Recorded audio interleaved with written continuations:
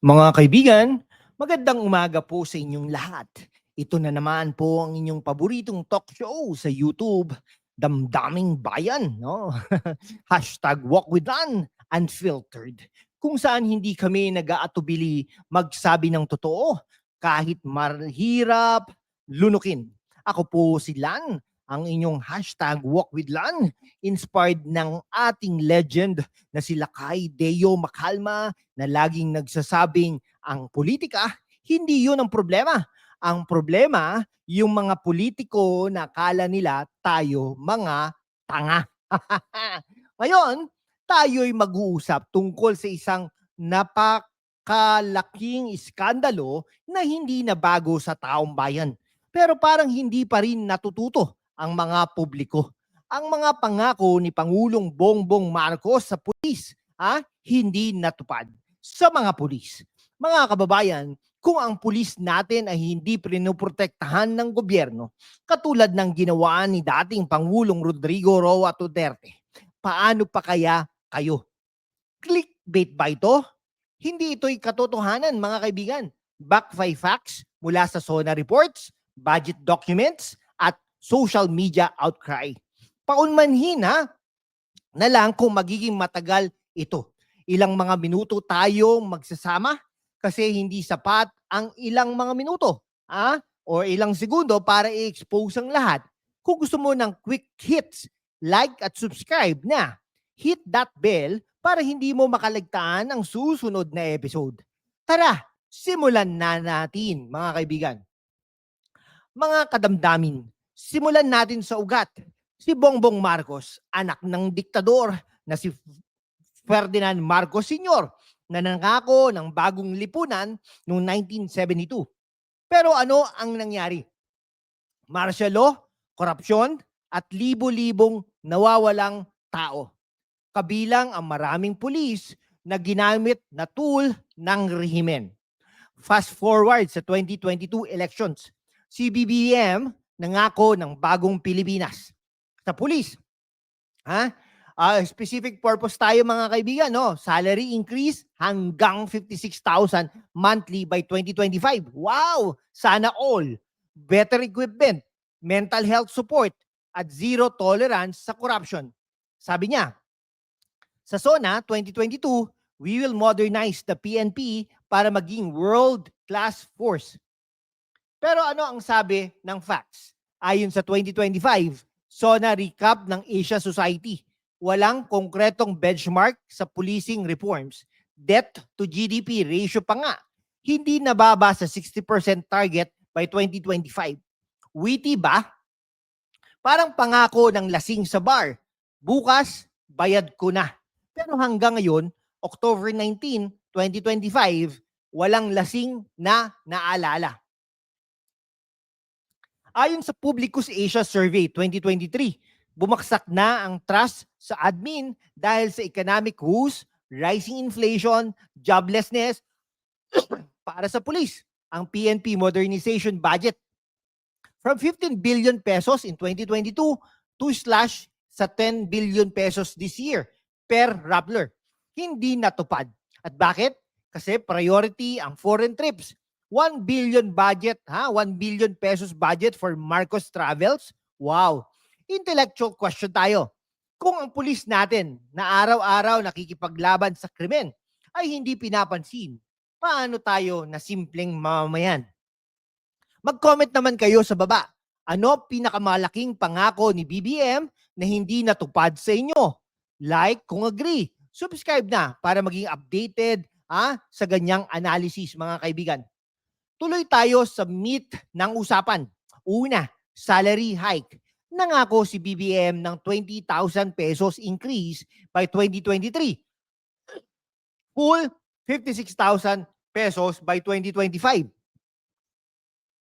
Reality, ayon sa Sunstar Davao, walang major wage boost para sa manggagawa. Kasama na ang mga pulis. Sa SONA 2025 nga, binanggit lang ng more teaching positions para sa teachers. Pero sa police, zero mention. Napakinabangan na kasi. Low moral tulad ng sinabi sa expose. Nagsimula na ang paniningil ng makikapal sa iyo, Bongbong, dahil sa mga pangako mong hindi natupad. Pangalawa, equipment at flood control para sa disaster response. Sa SONA 2025, aminado si BBM na failed flood control projects. Wow! Pero sa pulis, naunang responders sa mga bagyo, walang bagong vehicles or gear. Per Inquirer, missing sa SONA ang human rights protection para sa PNP na dapat kasama sa modernization. Parang si BBM, nangako ng armored vest pero nagbigay ng paper hats lang. Tatlo, corruption eradication. Nangako ng integrity pero sa 2025, impeachment kay VP Sara Duterte, pero sa PNP, series of abductions hindi na-address. Progressive groups sa SONA protest. Marcos singilin, Duterte panagutin. Sa maraming post tungkol sa unfulfilled promises, like na drug war, bloodless daw, pero human rights groups sabi hindi. Ito'y hindi aksidente. Ayon sa Rappler, Year 2 tracker, slash ang housing goals from 6 million to 3 million units. Kung housing pa nga, hindi. Equipment pa kaya sa police? Forget it. Share sa comment section kung nakaranas ka ng police, no? Na kulang sa resources, mga kaibigan. Subscribe na para hindi mo mawala itong mga deep dives na ito. Mga kaibigan, hindi lang sa pulis ito. Imagine, kung ang mga pulis walang sapat na sweldo, anong mangyayari? Increased crime, tulad ng sinabi sa X. Illegal drugs rampant, crime rate up under Marcos. Ayon sa Tribune, inflation delivered pero 20 pesos rise. Question mark. Ghost promise pa rin. Sa SONA 2025, populist pledges daw. Pero social media, full of unfulfilled promises. Economic sabotage. Sabi ng isang ex-user, sabi, program appropriations funded, infra defunded. Debt from 7 trillion under Duterte to more now, 25 yata yon, hindi natin alam. Si BBM nangako ng unity kasama si Inday Sara, pero nagiging family feud with Dutertes. Ito isang cycle ng dynasties. Marcos is back. Pero same old plunder. 82% voter turnout sa 2025 midterms. Pero dissatisfaction high sa Davao. Ayon sa Ibon, walang detailed economic platform itong si BBM.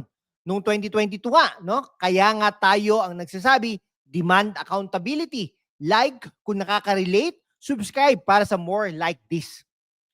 Okay, para mas engaging. I-compare natin. Under Duterte, bloody drug war.